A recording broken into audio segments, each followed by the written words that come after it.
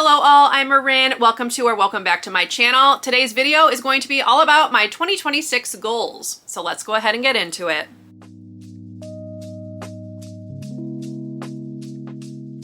So no Bookmas would be complete without talking about my goals for the new year.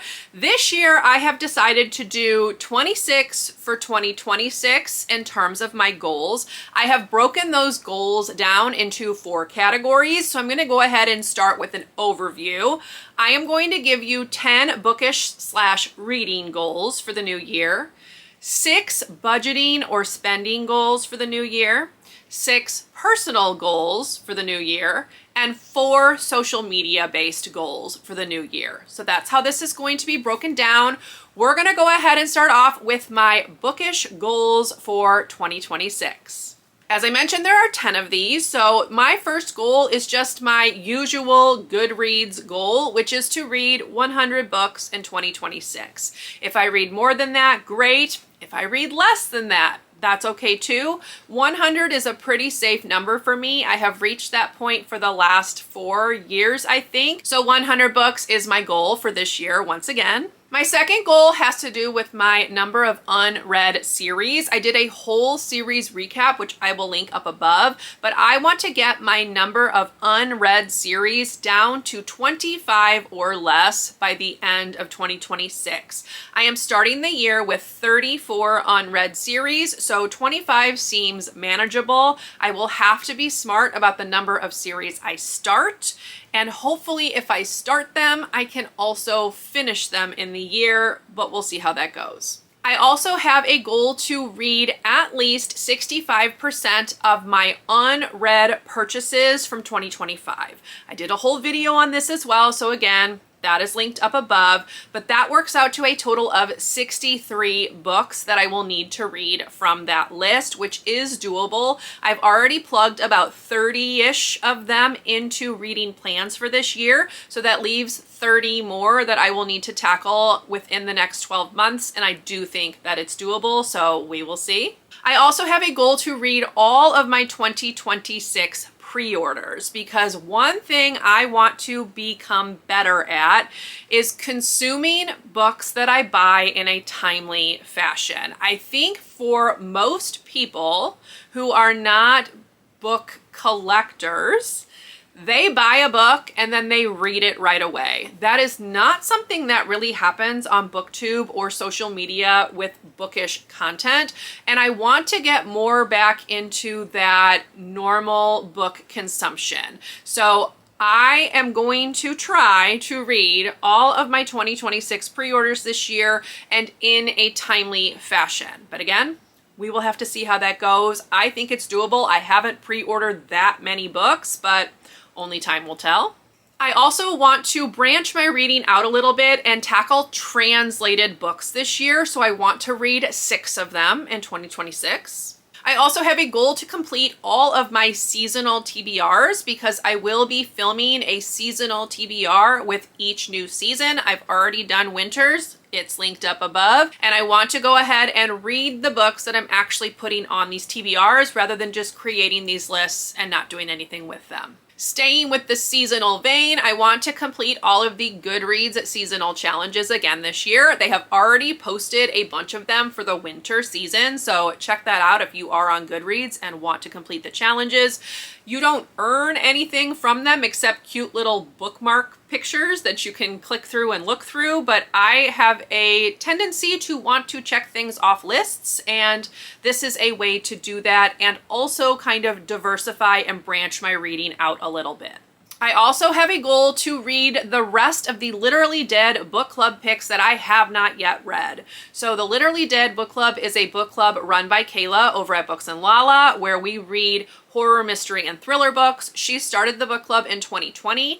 I did not start reading the picks until mid-2021. So I want to go back and read all of the picks from 2020 and the picks from the beginning of 2021, because then I will have read everything officially for the book club. And again, that's like the completionist in me. I want to check those off. So that is another goal that I'm hoping to tackle this year. I also want to read 1 nonfiction book per month. And the way that I am doing this takes inspiration from someone else that I saw on YouTube whose name I cannot remember. November because I was watching a bunch of reading journal setup videos for no reason, because I am not going to be a bullet journalist. I am not going to create my own reading journal, but I like the vibes of those videos. And someone mentioned that her goal to read 12 nonfiction books was going to correspond with the focus of the month. So think Black History Month, Women's History Month, Pride Month, etc. And she had picked books out to fit each of those months and then kind of do a little bit of learning in her spare time. I really liked that idea, so I have already created my list of nonfiction books that I want to read, and the majority of them are tied to those months and events that we are celebrating in those months. If this sounds like something you would be interested in doing, let me know, because I would love to have people do this along with me. But my goal is to read 12 nonfiction books this year, and I'm hoping to do one per month with these special months in mind.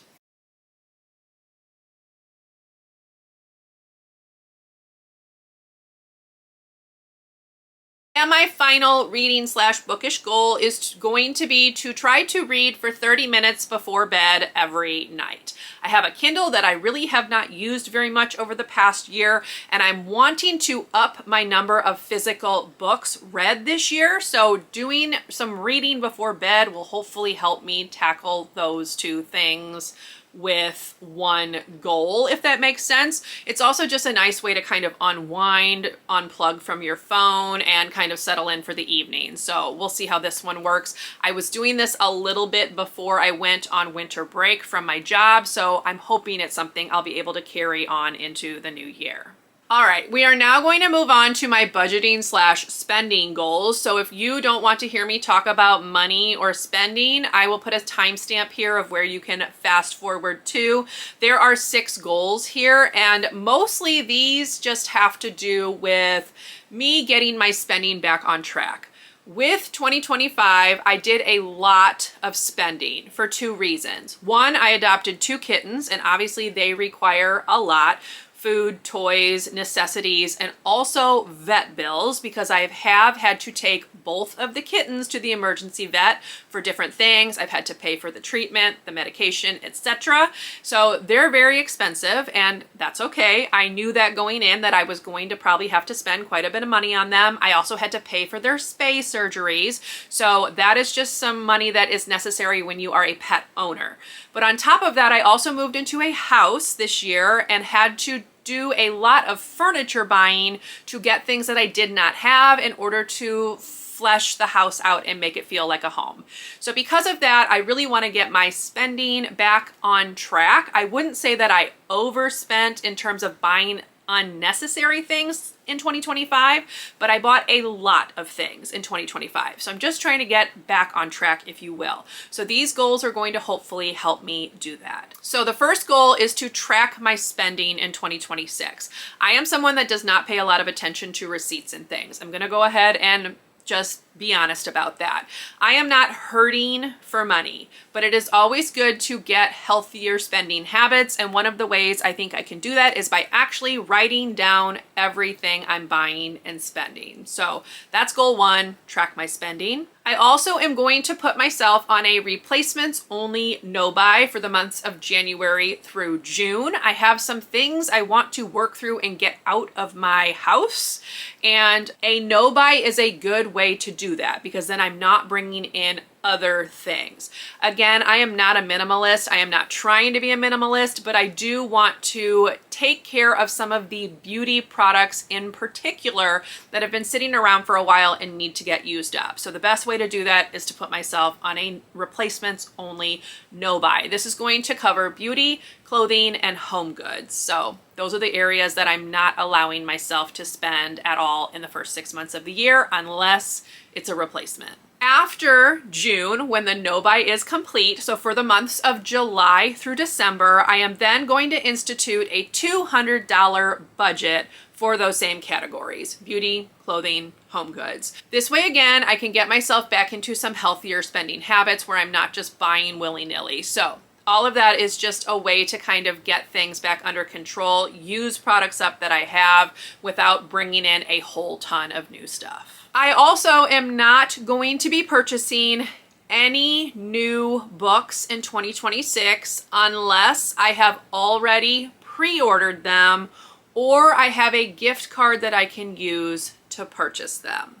So again, this ties into that reading goal. I want to actually read the books that I'm buying, and I know that if I continue to buy the way that I was in 2025, that is going to be impossible. Plus, I only have so much room on my shelves. I don't have room for all of these books that I was trying to bring into my collection over the past 2 years. So I want to go ahead and slam the brakes, and I'm putting myself on a book no buy with the exception of those pre-orders. I think the last time I counted those out, I have about 15 books on pre-order. So that to me is a pretty good number. So we'll see how this goes. This one could be challenging because I do like buying new books, but I don't need them.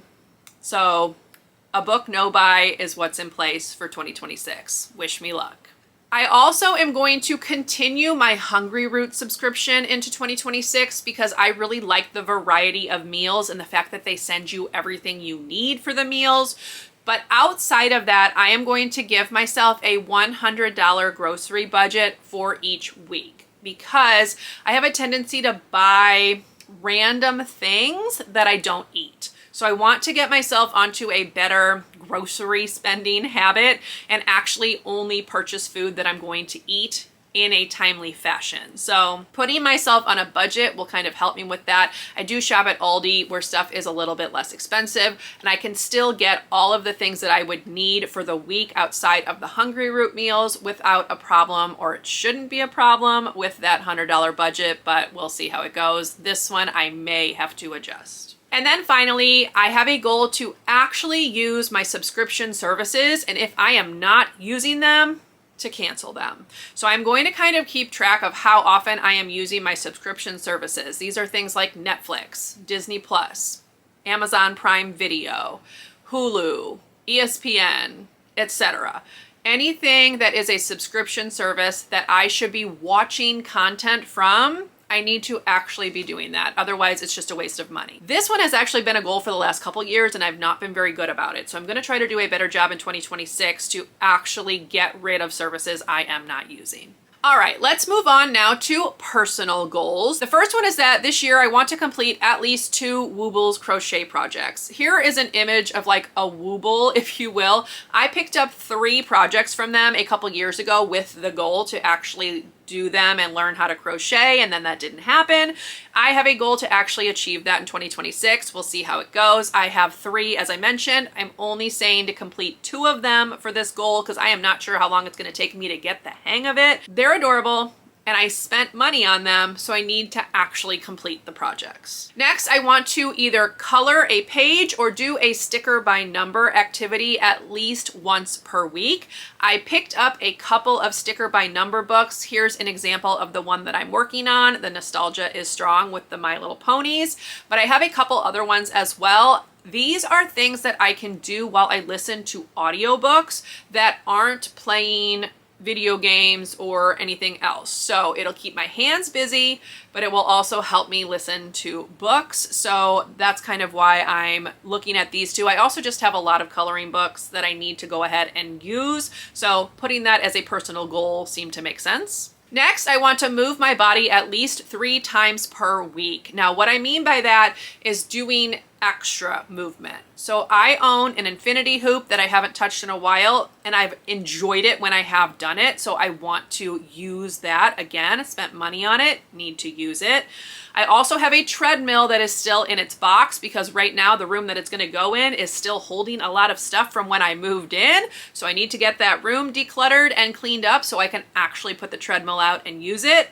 And then I actually live very, very close to a park that has a really nice walking path. So I would like to actually go and do that once the weather permits. So those are 3 ways that I can move my body outside of my normal day-to-day activities and just make sure that I'm getting some exercise now and then rather than just being a total couch potato at home once I'm home from work. Tied into that, I do have a weight loss goal, but I'm going to kind of keep that private. I just wanted to go ahead and mention it because it is a goal that I have.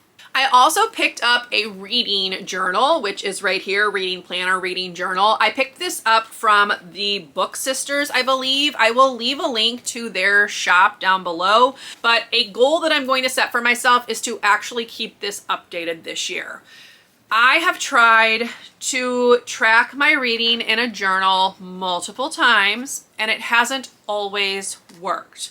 The best I did was about 5 months using my tracker from last year, but I want to give this one more try to see if I can't make it work for me. I really like the way that this one is laid out, and I think it should be easy to do, but only time will tell. So my last personal goal is to actually keep this reading journal updated. We will see how this goes.